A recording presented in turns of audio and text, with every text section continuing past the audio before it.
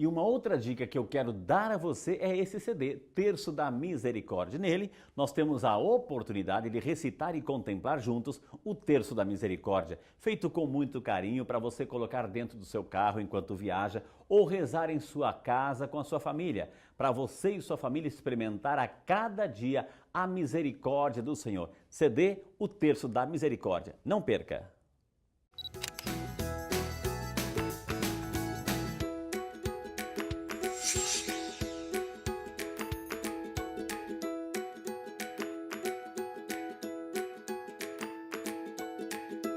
Olá, Frei Rinaldo. Na Dica de Saúde de hoje nós vamos falar sobre argila verde com a fisioterapeuta Adriana Abreu. Tudo bem, doutora? Seja bem-vinda ao Saúde e Fé. Tudo bem, é um prazer recebê-los na clínica.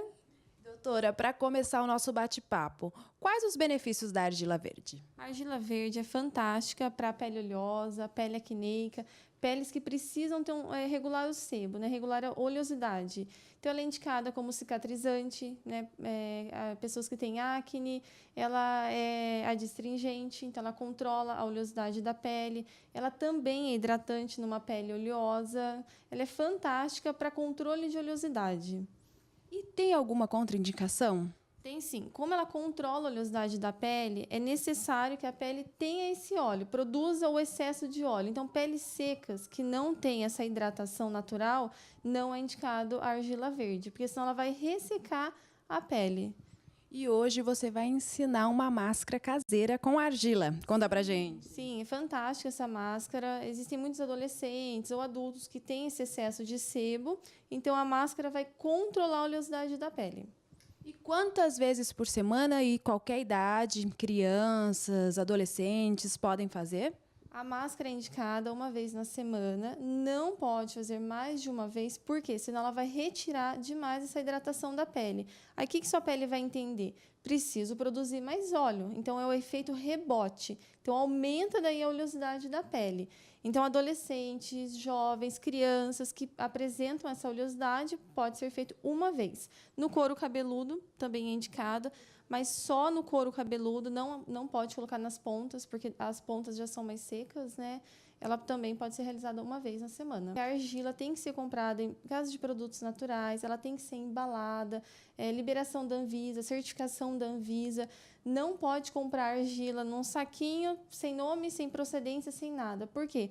Pode estar comprando gato por lebre, de repente está comprando um barro com coliformes fecais e não é argila. Ela tem que ser estéril, então sempre industrializada. Na máscara facial em casa, a gente pode colocar 1 colher de sopa da argila verde, 10 ml de soro fisiológico ou chazinho de camomila. Então a pessoa prepara já conforme costume o chá de camomila, deixa resfriar e aí acrescenta 10 ml. E é só misturar tudo e aplicar na pele. Só misturar tudo e aplicar. Ela vai ficar uma pastinha. Com camadas finas, é importante. Começou a secar a argila, já está chegando ao ponto de retirar. Por quê? Se eu deixar a argila muito tempo, causa aquele efeito rebote. Então, não posso deixar ela craquelar inteira na face. Quantos minutos, mais ou menos? Aproximadamente 15 minutos. Doutora, a gente já vai percebendo que vai secando mesmo. Quanto mais a pele oleosa, seca. Ela suga a argila, né? Então, se a gente observar, já começou a secar na pele da Júlia. Eu passo meu dedo, não tem mais argila, diferente daqui, que eu ainda percebo a argila. Então, agora é o momento ideal para retirada. Como que eu vou retirar essa argila? Na pia mesmo do banheiro. Vou enxaguar toda a argila, passar água, tirar tudo. Tirei, limpou tudo, seco com um papelzinho, toalha e aplico o filtro solar. Se for à noite, pode passar um hidratante conforme o uso diário. Muito obrigada pela dica, doutora. Imagina, eu que agradeço. Frei Rinaldo, essa foi a dica de hoje. É com você. E já estamos de volta com o nosso quadro Entrevista da Semana. Hoje falando sobre ansiedade com o nosso querido psicólogo Valdemir Eusébio, mestre em análise comportamental e coach comportamental. Aceitou nosso convite aqui e brilhantemente está nos ensinando a como controlar um pouquinho mais esses quadros de ansiedade. Doutor, a gente está falando de ansiedade, mas a gente está sempre pensando no adulto, enfim, que de repente o pai de família que vai para o trabalho e não sabe se volta com emprego garantido, enfim, todas essas situações pessoas que saem de casa não sabem se serão assaltadas, algum acidente, tudo isso gera quadros de ansiedade. Mas uma criança também é ansiosa, tem crianças ansiosas, os adolescentes, aqueles jovens, doutor, assim, que de repente assim, estão vendo esse quadro de desemprego no país, situação econômica complicada, e aí, meu Deus, entra aquela insegurança. Existe também ansiedade em outras faixas etárias? Essa é a pergunta. Sim, a ansiedade está presente em todas as faixas etárias. Na verdade, a ansiedade está presente em todos os seres humanos como característica. E é até importante esclarecer aqui que nem Claro. todos que têm ansiedade estão doentes. Então, a ansiedade é uma característica nossa. Não é doença, doutor. Isso. Não é doença, é um Não. transtorno, não é doença. Na verdade, nós temos a ansiedade como característica e nós temos a ansiedade patológica. Patológica. O que diferencia uma da outra? Opa. Esse é um ponto importante. O ansioso patológico, ele tem um impacto negativo disso na vida dele que é muito maior. Alguém que simplesmente tem ansiedade vai se preocupar, por exemplo, uma criança vai se preocupar porque tem lá a primeira provinha que vai fazer na escola, então vai ficar um pouco preocupado em ter uma boa nota e algo do tipo. Natural. Essa preocupação ao longo, né, da vida, quando for exposto a outras provas e tal, vai se acomodando em relação a esse tipo de situação e a ansiedade vai embora. Entendi. Porque a ansiedade também está muito ligada a eventos desconhecidos. Então, no caso da criança, ok. Agora, o problema é essa criança, por exemplo, não querer ir mais à escola. Eu vou colocar um caso, doutor, assim, que me lembrei de um caso agora. Tem um adolescente que ele tem lá pelos seus 11, 12, 13 anos, sempre estudou numa escola, a mãe era a professora dessa escola, então era um quadro de segurança total, inclusive a mãe era a professora dele, enfim. Mas, de repente, a vida vai crescendo, enfim, e ele teve que mudar de escola, ir para um outro colégio, enfim, onde a mãe não trabalha lá, não dá aula lá, enfim. Então, ele se sentiu sozinho. Isso pode gerar um quadro dessa retranca, essa pessoa, esse adolescente pode se paralisar com medo do espaço geográfico e físico onde ele está, doutor? Sim, com certeza. Ele cria aí uma percepção de risco muito maior do que a que ele tinha antes, ou talvez não havia percepção de risco, porque ele está numa escola onde ele já está habituado, onde ele tem um círculo Ele de via a amizades. mãe todo dia. Isso, tem uma percepção de segurança pelo fato da mãe estar presente. Então, tudo isso o coloca numa zona de conforto. A partir do momento que ele é submetido a uma nova escola, Novo com novos desafio. professores, com um novo modelo de avaliação, aí a situação fica mais complicada. Agora, a ansiedade que não é patológica é essa criança ou esse adolescente expressar preocupação com Entendi. essa situação. Ok. Agora, não mudar de escola, não querer mais estudar, aí a gente já começa a ir para um caminho que sim, pode se tratar de uma crise de ansiedade. E aí, doutor, nesse caso, adolescente ou um jovem assim que, de repente, eu não quero mais, fica nesse estado... o pânico faz parte desses tipos de ansiedade, doutor? A pessoa fica em pânico, fica paralisada com medo, não quer ir mais e chora e resiste. E daí? Qual é a orientação para os pais dessa criança, doutor? Sim, o pânico faz parte desse grupo de ansiedades que a gente comentou Os aí tipos, no primeiro né? bloco, né? Então faz parte, mas nesse caso pode ser simplesmente uma ansiedade por uma questão social, né? Porque o pânico daí já envolve outros tipos de sintomas de risco em relação à própria vida, então até para esclarecer, mas pode ser, por exemplo, uma fobia social. Mas, em linhas gerais, estamos falando de um quadro de ansiedade. E aí, como é que Tem a família... tratamento? Tem Tem. tratamento. Como é que a família pode agir, os pais podem agir em situações como essa? Bom, a primeira ferramenta e a mais importante é o diálogo, a comunicação. Primeiro, antes de tudo, essa comunicação entre pais e filhos precisa estar bem estabelecida. Se ela não estiver bem estabelecida, é pouco provável que a própria criança ou adolescente se sinta à vontade para falar sobre aquilo que lhe Entendi. causa medo, né? Mas essa é a ferramenta que eu costumo dizer que é a mais importante, é a mais eficaz num primeiro momento. Identificar e conseguir obter daquela criança que tipo de situação lhe causa medo. Está ansioso por quê? Existe uma percepção de risco ali que é real? Se é real, os pais, por meio da comunicação, podem ajudar. Por exemplo, nessa criança que não quer ir para uma nova escola. Identificar, poxa, mas você não quer ir para a escola por quê? Porque eu tenho medo que os meus amigos sejam agressivos comigo. Poxa, mas os amigos, se forem agressivos, você pode recorrer à ajuda do seu professor, você pode chegar em casa e conversar com seus pais. Positivar.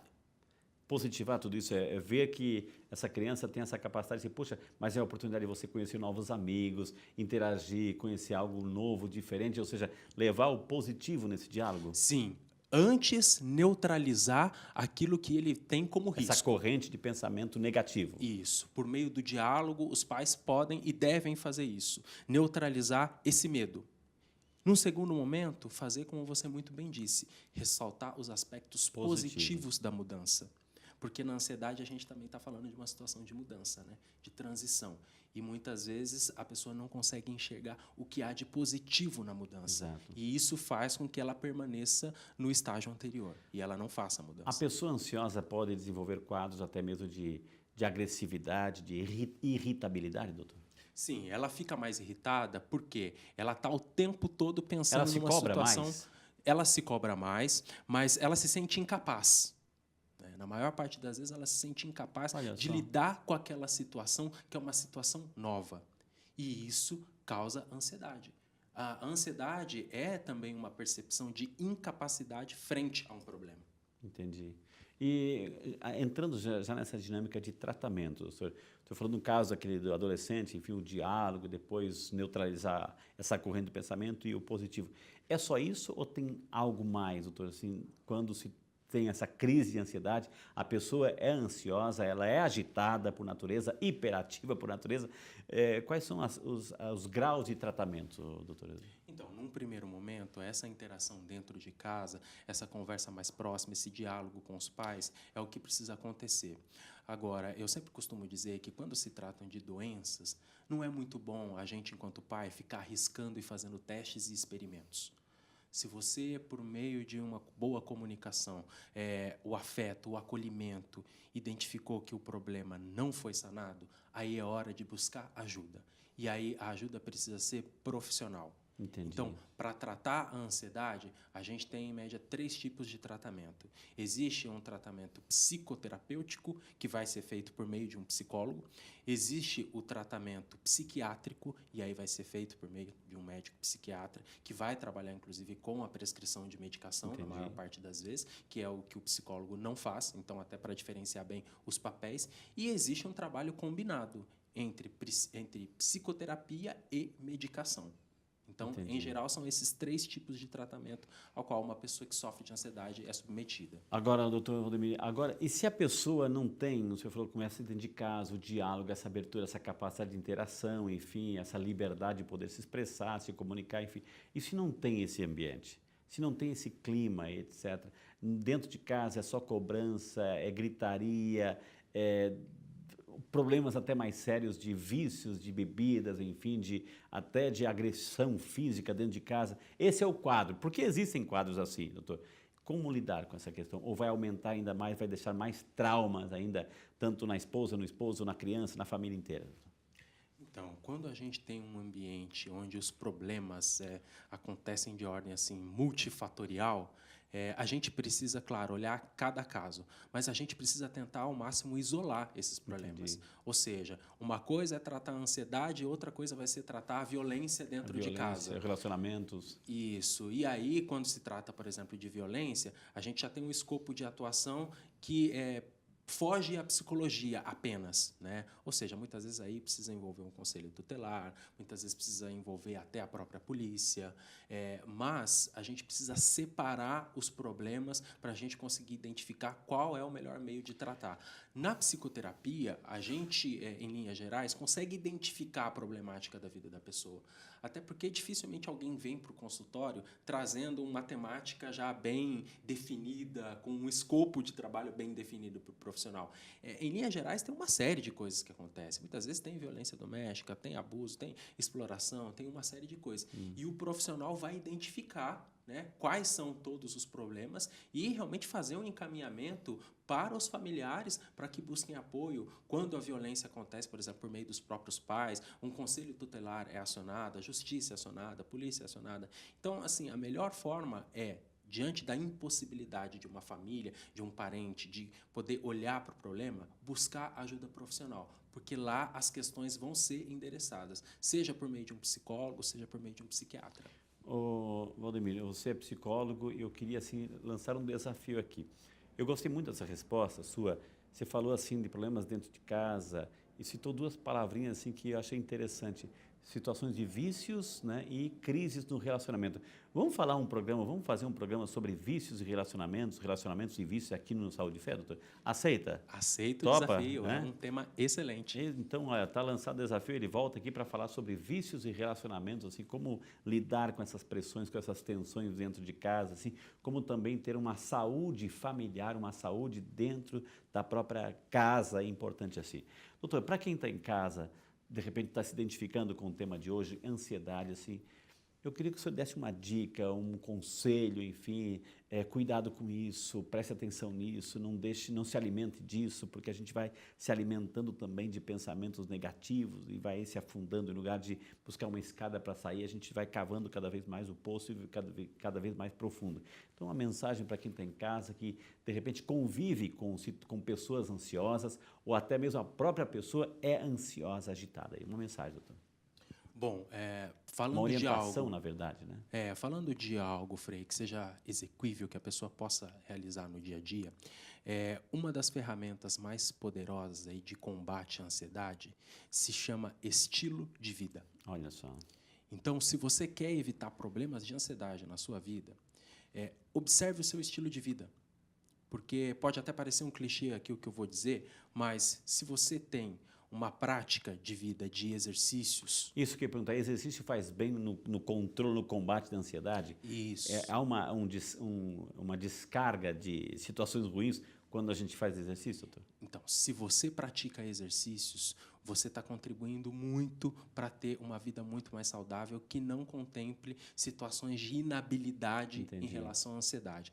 Ou seja, não estou dizendo que fazer exercícios vai te blindar Só isso, claro. de situações de risco, de um certo desgaste Mas emocional. faz bem. Mas quando você tem uma vida ativa do ponto de vista de prática de exercício, fica muito mais fácil lidar com as situações de ansiedade. Porque ao fazer exercício, você vai eliminar as toxinas, você vai contribuir para o bom funcionamento do seu corpo e do seu organismo. E isso faz com que você tenha recursos naturais para lidar com as situações de ansiedade. Então, o estilo de vida, olhando para a boa alimentação, para a prática de exercícios, para evitar pessoas e situações tóxicas, que eu acho que isso é uma coisa também muito importante no estilo de vida. Às vezes você pratica exercício, você se alimenta bem, mas você tem ao seu redor pessoas tóxicas. Mal resolvidas. E a gente precisa evitar esse tipo Exato. de pessoa e também de situação. Eu sempre costumo dizer assim, eu digo isso assim, a gente tem que amar todo mundo, a gente tem que respeitar, tratar bem todo mundo, enfim, usar essa caridade, essa misericórdia, enfim, mas a gente tem que estar perto das pessoas que nos fazem bem. A gente tem que ter esse critério, estar perto das pessoas que nos fazem bem, né? E se alimentar dessas pessoas. Então, é muito importante isso que o doutor falou, viu? Gente, tivemos o prazer de conversar, mas ele volta, viu? Conversar com Valdemir Eusébio, psicólogo, mestre em análise do comportamento e coach comportamental, que aceitou nosso